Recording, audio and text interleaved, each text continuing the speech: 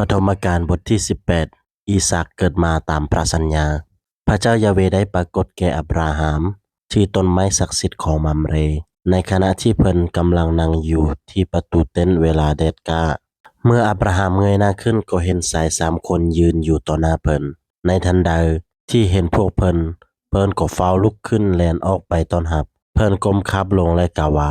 ท่านเอ๋ยก่อนจะไปที่อื่นเชิญแวะบ้านของข้าน้อยเถาะข้าน้อยยินดีจะรับใช้พวกทานข้าน้อยจะเอาน้ำมา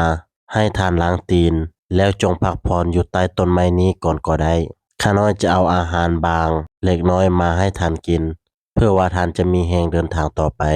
ท่านได้ให้เกียรติมาฮอดบ้านของข้าน้อยแล้วฉะนั้นกรุณาให้ข้าน้อยได้รับใช้ทานเถิดแล้วชายทั้ง3ก็ตอบว่าขอบใจพวกเฮาตกลงอับราฮัมจึงเฝ้าแล่นเข้าไปในพาเต้นและบอกซาราว่าไวๆรีบไปเอาแป้งอย่างดีท่งหนึ่งมานวดและเฮ็ดข้าวจีส่วนเพิ่นเองนั้นเฝ้าแล่นไปหาฝูงสัตว์และเลือกเอางัวน้อยตัวหนึ่งที่ตุ้ยพีดีมาให้คนรับใช้ค่าและจัดแจงเป็นอาหารแล้วเพิ่นก็เอาเนยน้ำนมสดและซีนที่จัดแจงแล้วนั้นมาวางไว้ต่อหน้าชายทั้ง3เมื่อชายทั้ง3รับกินอยู่ใต้ต้นไม้นั้นอับราฮัมก็ยืนรับใช้ด้วยตนเองแล้วแขกทั้ง3ก็ถามเพิ่นว่าซาราเมียของเจ้าอยู่ไสเพิ่นตอบว่านางอยู่ในพาเต้นผู้หนึ่งใน3คนว่าอีก9 เดือนเฮาจะกลับมาและซาราจะมีลูกชายคนหนึ่งนางซารายืนฟังอยู่ใกล้ประตูเข้าเต้นข้างหลังผัวของตนอับราฮัมกับซาราต่างก็เฒ่าแก่แล้วและซาราเองก็เศร้าเป็นประจำเดือนแล้วดังนั้นนางจึงฮวกควันในใจและว่าเดี๋ยวนี้ค่อยแก่เกินที่จะมีลูกแล้วค่อยยังจะมีความต้องการทางเพศอยู่อีกบ่และนอกนี้อีกผัวของค่อยก็แก่ตัวแล้วด้วยและพระเจ้ายาเวก็ถามอับราฮัมว่าเป็นหยังซาราจึงฮวกควันและกล่าวว่าเฮาจะมีลูกแท้บ่ในเมื่อเฮาแก่ตัวหลายแล้วมีหยังได้ยากสำหรับพระเจ้ายาเวบ่ตามที่เฮาบอกเจ้าแล้วในระหว่าง9 เดือนเฮาจะกลับมาอีกและซาราจะมีลูกชายผู้หนึ่งพอนางซาราย่านจึงปฏิเสธว่าข้าน้อยบ่ได้ฮวกควันพระองค์โต้ตอบว่าเจ้าฮวกควันอับราฮัมอ้อนวอนเพื่อโซโดมหลังจากนั้นชายทั้ง3ก็จากไปสู่บอนที่พวกตนจะเห็นเมืองโซโดมได้และอับราฮัมก็ตามไปส่งด้วยพระเจ้ายาเวได้กล่าวว่าเฮาจะบ่ปิดบังอับราฮัมสิ่งที่เฮากำลังจะเฮ็ดนี้บรรดาเชื้อสายของลาวจะกลายเป็นชนชาติที่ยิ่งใหญ่ทั้งมีอำนาจและโดยผ่านทางลาวเฮาจะอวยพรชนชาติทั้งปวงเฮาได้เลือกเอาลาวเพื่อว่าลาวจะบอกสอนลูกๆกับเชื้อสายของลาวให้เชื่อฟังเฮาทางประพฤติสิ่งที่ถูกต้องและชอบธรรมเพื่อพระเจ้ายาเวจะประทานแก่อับราฮัมตามสิ่งที่พระองค์ได้สัญญาไว้กับลาวแล้วพระเจ้ายาเวก็บอกอับราฮัมว่ามีเสียงกล่าวฟ้องต่อสู้เมืองโซโดมและเมืองโกโมราอย่างหนักหน่วง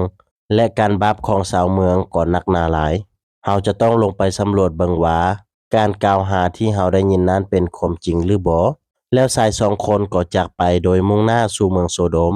แต่พระเจ้ายาเวยังอยู่กับอับราฮัมจึงยับเข้าใกล้พระองค์และถามว่าพระองค์จะทำลายคนชอบธรรมกับคนอธรรมไปพร้อมกันแท้บ่ถ้าว่ามีคนชอบธรรมอยู่ในเมือง50 คนพระองค์ก็จะทำลายหมดเมืองบ่พระองค์จะบ่จงเมืองนี้ไว้เพื่อช่วย50 คนนั้นบ่แน่นอนที่สุดพระองค์จะบ่ฆ่าคนชอบธรรมพร้อมกับคนอธรรมเป็นไปบ่ได้พระองค์จะบ่เฮ็ดเช่นนั้นถ้าพระองค์เฮ็ดคนชอบธรรมก็จะถูกลงโทษเช่นเดียวกันกับคนอธรรมเป็นไปบ่ได้ผู้พิพากษาโลกต้องเฮ็ดทุกสิ่งอย่างยุติธรรมพระเจ้ายาเวตอบว่าถ้าเฮาพบคนชอบธรรมอยู่ในเมือง50 คนที่เมืองโซโดมเฮาก็จะไว้ชีวิตคนทั้งเมืองเพราะเห็นแก่คนชอบธรรม50 คนนั้นอับราฮัมได้ตอบและกล่าวถึงว่าข้าได้องค์พระผู้เป็นเจ้าขอโปรดยกโทษให้แก่ข้าน้อยที่กล้ากล่าวต่อพระองค์อีกข้าน้อยเป็นเพียงแต่มนุษย์เท่านั้นและบ่มีสิทธิ์ที่จะกล่าวหยังแต่บางที่อยู่ในที่นั้นมีคนชอบธรรม45 คนแทนที่จะมี50 คนพระองค์ก็จะทำลายหมดเมืองเพราะขาด5 คนบ่พระองค์ตอบว่าเฮาจะบ่ทำลายเมืองนั้นถ้าพบคนชอบธรรม45 คนอับราฮัมได้กล่าวอีกว่าบางทีอาจมีเพียง40 คนเท่านั้นเดพระองค์ตอบว่าเฮาจะบ่ทำลายเมืองนั้นถ้าเฮาพบ40 คนอับราฮัมว่าข้าได้องค์พระผู้เป็นเจ้าอย่าฟ้าวกดให้เลยข้าน้อยขอถามอีกว่าถ้ามีเพียง30 คนเดพระองค์ตอบว่าเฮาจะบ่ทำลายเมืองนั้นถ้าเฮาพบ30 คนอับราฮัมทูลถามว่าข้าได้องค์พระผู้เป็นเจ้าขอพระองค์โปรดยกโทษให้ข้าน้อย ที่ยังกล้าสืบต่อกล่าวต่อพระองค์ถ้าว่ามีเพียง20คนเท่านั้นเดพระองค์ตอบว่าเฮาจะบ่ทำลายเมืองนั้นถ้าเฮาพบ20คนอับราฮัมเฮียนถามอีกว่าข้าในองค์พระผู้เป็นเจ้าขออย่าเฝ้ากดให้เลยข้าน้อยขอถามพระองค์อีกครั้งหนึ่งเท่านั้น